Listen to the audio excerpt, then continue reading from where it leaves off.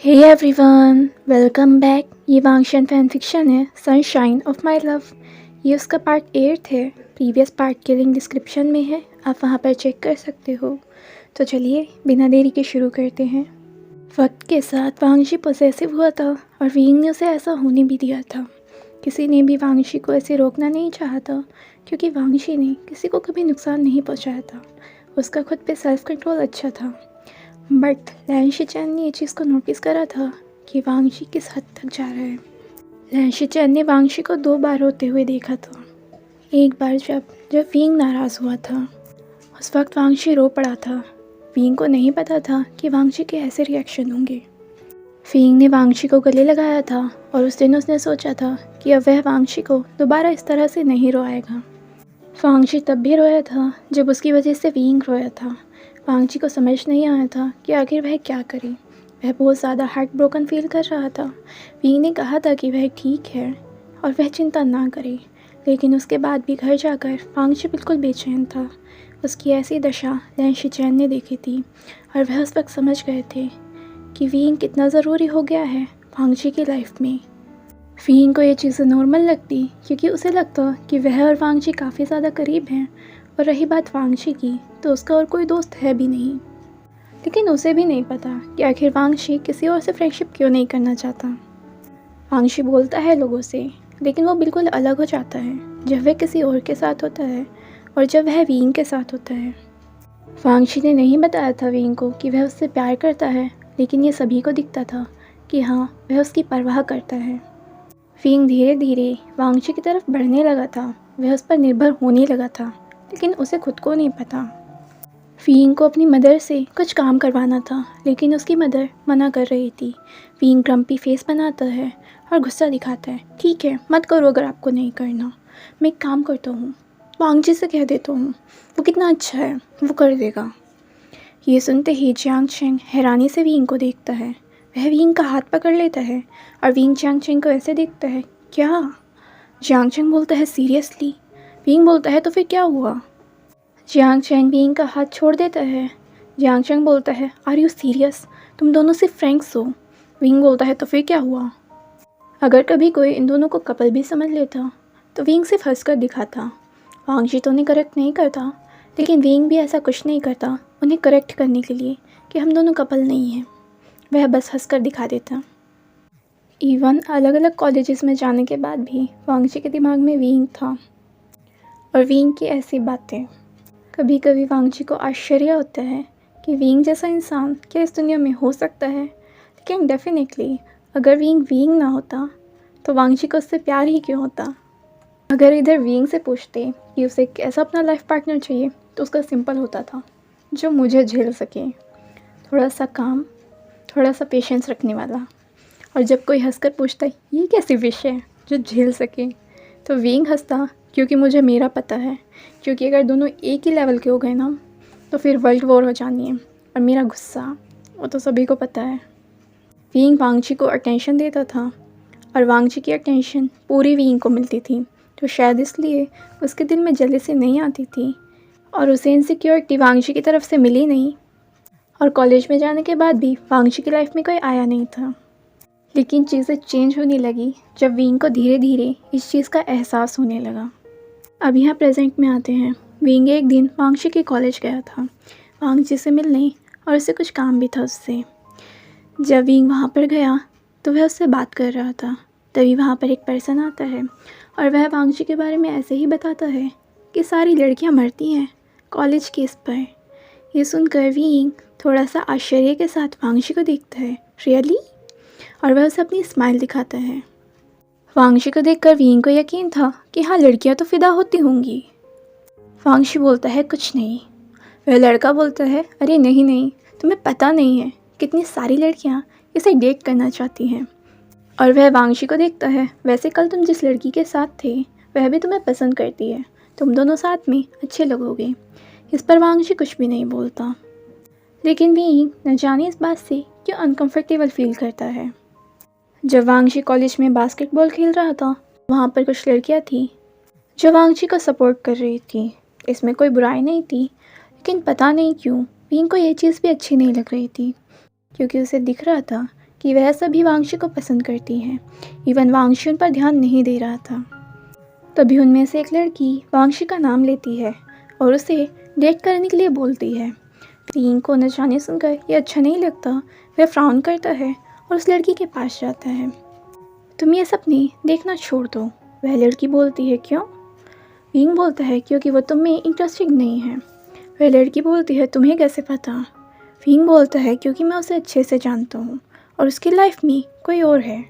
वह लड़की बोलती है तुम झूठ बोल रहे हो, हमने आज तक उसे किसी के साथ नहीं देखा। विंग गुस्से में बोलता है मानना है तो मानो, नहीं मानना है तो भी मत मानो, पर इसके बाद मत पछताना कि तुम्हें किसी ने बताया नहीं था। और उसके बाद वह जाकर वांगशी को आवाज़ मारता है। वांगशी उसकी तरफ देखता है और विंग उसे अपनी बड़ी सी स्माइल दिखाता है। विंग को भी नहीं पता उसने उन लड़कियों से ऐसा क्यों कहा, बट जो भी हो उसे उस दिन अच्छा तो नहीं लगा था। विंग फ़ोन चला रहा था और वांगशी ने एक फ़ोटो को पोस्ट करा था। विंग उस फोटो को देखता है। उस फोटो में वांगशी के साथ एक लड़की भी होती है। दोनों काफ़ी क्लोज लग रहे थे। विंग सोचता है वांगशी किसके इतने करीब आ गया, क्योंकि अब तक तो उसने ऐसा कुछ भी नहीं महसूस करा था। ये देखकर विंग को अच्छा नहीं लगता और उसे उस दिन पूरी रात नींद से नहीं आती। और अगले दिन जब उसका सर दर्द हो रहा था, वह मुंह बनाए बैठा था। उसके फादर पूछते हैं कि क्या हुआ। वो बोलता है कुछ भी नहीं, बस थोड़ा सा दर्द है। उसके फादर पूछते हैं रीज़न। वह अपने फादर को देखता है। मैं कैसे रीज़न बताऊँ, मुझे नहीं पता। लेकिन वह फिर वांगजी के बारे में सोच रहा था। उसके दिमाग में काफ़ी सारे क्वेश्चन आ रहे थे। क्या सच में वांगजी किसी को पसंद करने लगा है? जब विंग बुक स्टोर में था और वहाँ से बाहर निकलता है, वह देखता है वांगशी को। वह उसे अप्रोच करने ही वाला होता है कि तभी वहाँ पर वही लड़की आ जाती है जिसके साथ वांगशी ने फ़ोटो डाला था। और विंग को ये देखकर बिल्कुल भी अच्छा नहीं लगता। विंग अपना आइडिया ड्रॉप कर देता है और वहाँ से घर आ जाता है और इसके दिमाग में हलचल मच जाती है। जब विंग बाद में वांगजी से बात करता है तो वह उससे मुंह बनाते हुए पूछता है अब तो तुम्हारे पास टाइम ही नहीं है मेरे लिए। वांगजी को समझ नहीं आता कि आखिर विंग को क्या हुआ है। विंग मुंह बनाते हैं वैसे आजकल कहाँ बिजी रहते हो तुम, कोई गर्लफ्रेंड तो नहीं ढूंढ ली ना तुमने? वांगजी हंसता है दिमाग ख़राब है क्या? विंग बोलता है क्यों, वैसे वो लड़की कौन है? वांगजी को समझ नहीं आता कौन सी? विंग बोलता है वही लड़की जिसके साथ तुमने फ़ोटो डाला था। अब ये मत कहना कि तुम्हारी गर्लफ्रेंड है। वांगजी बोलता है कज़न, और मुझसे बड़ी है, सिस्टर की तरह। ये सुनते ही विंग चुप हो जाता है। थोड़ा सा नर्वस फील करता है, लेकिन उसे भी नहीं पता कि आखिर उसके दिल को ये सुनकर इतनी तसल्ली क्यों मिलती है। शुयांग, नी हुसैंग, विंग ये सभी वांगजी के घर पर थे। काफ़ी टाइम हो गया था और विंग को इनसे मिलना भी था, क्योंकि जल्दी से नहीं मिल पाता विंग सभी से, तो इसलिए उसने ये प्लान करा था कि क्यों ना सभी वांगजी के घर पर मिले। हालांकि उसे भी पता है कि नी हुसैंग और शुयांग एक तरफ और वांगजी एक तरफ, और अगर इन लोगों को कोई जोड़ रहा है तो वो है विंग। वह लोग शाम तक वहीं रुकते हैं और बाहर बारिश होने लगती है। वांगजी की मदर बोलती हैं तुम सब यहीं रुक जाओ आज, वैसे भी बाहर बारिश काफ़ी तेज़ है और हवाएं भी चल रही हैं, ऐसे में सेफ नहीं रहेगा तुम लोगों का जाना। विंग कुछ सोचता है। वांगजी की मदर बोलती हैं मैं तुम्हारे माता पिता से बात कर लूँगी। विंग हाँ में सर हिलाता है कि मैं उनसे बात कर लेता हूँ खुद ही। उसके फादर रुकने की परमिशन देते हैं। जब विंग थक जाता है, वांगजी बोलता है तुम्हें अब सो जाना चाहिए। विंग हाँ बोलता है और बेड पर जाकर लेट जाता है। विंग अपनी आंखें बंद कर लेता है। थोड़ी देर बाद उसे एहसास होता है कि किसी ने रूम में एंट्री करी है। विंग अपनी आंखें तो नहीं खोलता, क्योंकि वह काफ़ी ज़्यादा थका हुआ फील कर रहा था। उसे महसूस होता है कि किसी ने उसके फोरहेड पर किस करा है, और वह भी काफ़ी ज़्यादा प्यार के साथ। वह कोई और नहीं बल्कि वांगजी था, जो कि ये चेक करने आया था कि विंग अच्छे से सोया है या नहीं। देखने के बाद विंग को सोने में करीब 1 से 1.5 घंटा आराम से लग जाता है, जब तक उसे नींद आती है। इसलिए वह अभी तक जाग रहा था, लेकिन उसने अपनी आंखें बंद कर रखी थी। वांगजी को लगा कि वह सो गया है। वांगजी के जाने के बाद विंग अपनी आंखें खोलता है। ये सब क्या था? माना कि ये एक सिंपल सी फोरहेड किस थी, लेकिन इसमें विंग को समझ आ गया था कि आखिर वांगजी की फीलिंग्स क्या हैं। विंग अपनी आंखें बंद करता है, अपनी और वांगजी के मोमेंट्स याद करता है। जिसमें वे दोनों साथ हैं और वांगशी किस तरह से उसका ध्यान रखता है। लेकिन विंग इन सभी ख्यालों को बाद में भी अपने दिमाग से निकालने का ट्राई करता है और वांगशी के साथ नॉर्मली ऐसे ही रहता है।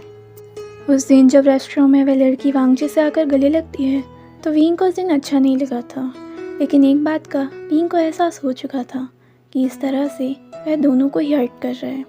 वह खुद तो हर्ट हो रहा है लेकिन वांगशी को भी कर रहा है। विंग के दिल में काफ़ी सारे सवाल थे, क्या वांगशी सही में उससे प्यार करता है? लेकिन सारी चीज़ें यही बता रही थी कि हाँ ये सच है। अपनी इस टेंशन को दूर करने के लिए विंग अपने एक ऑनलाइन फ्रेंड को मैसेज करता है। विंग ने उसे काफ़ी सारे मैसेज कर दिए थे। विंग उसे मैसेज करता है, सिचुए अगर तुम्हारी लाइफ में कोई एक ऐसा पर्सन है जो तुम्हारे लिए सब कुछ करता है, जो तुम्हारी केयर करता है और तुम्हें भी पता है और तुम्हें भी पता है कि वो दिल से तुम्हारी परवाह करता है, कोई फ़र्क नहीं पड़ता तुम्हारी फैमिली हो, फ़र्क नहीं पड़ता उसकी फैमिली हो, और फ़र्क नहीं पड़ता कि सामने दोस्त हैं या भाई बहन, वो हमेशा तुम्हें ही प्राथमिकता देता है, जो तुम्हारे सिबलिंग्स को भी अच्छे से ट्रीट करता है, जो तुम्हारे पेरेंट्स को भी। और क्योंकि तुम उसके करीब हो इसलिए उसकी फैमिली भी तुम्हें काफ़ी अच्छे से ट्रीट करती है। तभी उधर से सिजय बोलता है, हे लिसन गगा, भले शांत हो जाओ, आप तो ट्रेन की तरह चले ही जा रहे हो, हुआ क्या है? आपको प्यार व्यार तो नहीं हो गया ना किसी से? इस पर विंग एक पल के लिए रुक जाता है और सोचने लगता है। विंग को सोच रहा होता है, उसके बाद विंग सिजय को मैसेज करता है, पागल हो गए हो क्या? तुम मुझे एक तरफा प्यार में मारना चाहते हो? सिजय हंसता है, गगा आपको सही में तो प्यार नहीं हुआ है, कैसी कैसी बातें कर रहे हो आप आज। उसके बाद विंग फ़ोन को साइड में रखता है और सोचने लगता है। लेकिन इसके बाद विंग को एक बात तो कंफर्म हो गई थी कि हाँ वह वांगशी पर निर्भर है, और निर्भर नहीं, वह उससे प्यार करता है, इसलिए उसे वांगशी से कोई भी प्रॉब्लम नहीं होती है।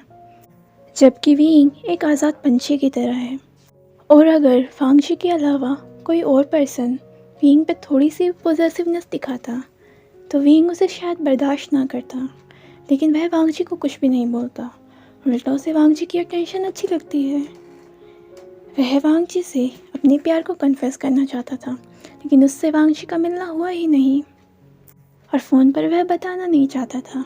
उसके बाद उसकी तबीयत ख़राब हो गई और वह हॉस्पिटल में था, और फिर विंग को लगा कि चलो ऐसे ही बोल दो, लेकिन बोलने से पहले वह सुनना चाहता था, इसलिए उसने ये कहा था, क्या तुम्हें ये आफत नहीं चाहिए?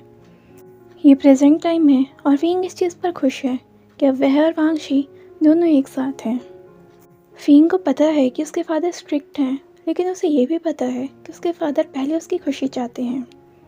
विंग की शादी के बाद जब भी चलती, सभी को पता है कि अभी विंग के कोई इरादे नहीं है, लेकिन विंग सोच रहा होता है कि अगर उसे वांगजी से शादी करनी पड़े तो क्या वह अभी कर सकता है? इस चीज़ का जवाब विंग के दिल में हाँ में आता है। विंग सोचता है रियली, और वह इस बात पर मुस्कुराता है क्योंकि उसे इससे कोई प्रॉब्लम नहीं है। और विंग वांगशी के घर पर होता है।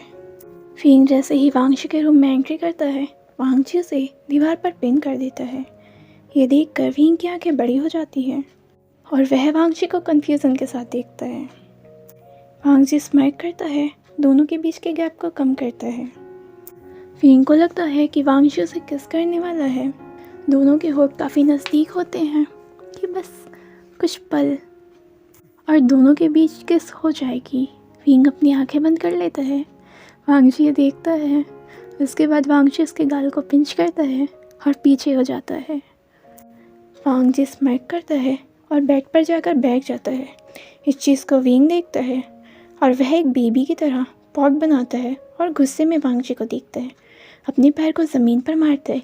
ये क्या था? क्योंकि विंग को लगा कि वांगशी उसे किस करेगा। विंग बोलता है बिल्कुल नहीं। वांगशी अपनी एक आईब्रो पर उठाता है और विंग की तरफ देखता है। विंग बोलता है ये गलत बात है तुम्हारी। विंग वांगशी के पास आता है, उसे बैक पर पीछे की तरफ पुश कर देता है और वांगशी के ऊपर आ जाता है। विंग बोलता है तुम्हें इस तरह से आग के साथ नहीं खेलना चाहिए, लेकिन वांगशी कुछ नहीं बोलता और सिर्फ विंग को देखता है। इसके बाद विंग अपने फेस को वांगशी के फेस के बिल्कुल पास ले आता है अपनी नोज़ को वांगजी के चिक्स पर रब करता है और वहाँ से उसे स्लाइटली किस करना शुरू करता है। वह धीरे धीरे उसकी जो लाइन पर किस करता है और वहाँ से उसके गले पर आ जाता है। फींग वांगजी को किस के थ्रू एक टीज करता है, उसके गले पर वेट किसेस करता है और उसके बाद वहाँ से सक करने लगता है। उसकी शर्ट के ऊपर के बटन खोल देता है और उसके कॉलर बोन तक आ जाता है। वांगजी विंग को और ज़्यादा अपनी तरफ पुल करता है। वांगजी विंग के वेट को फील कर सकता था, लेकिन उससे इसे कोई प्रॉब्लम नहीं थी।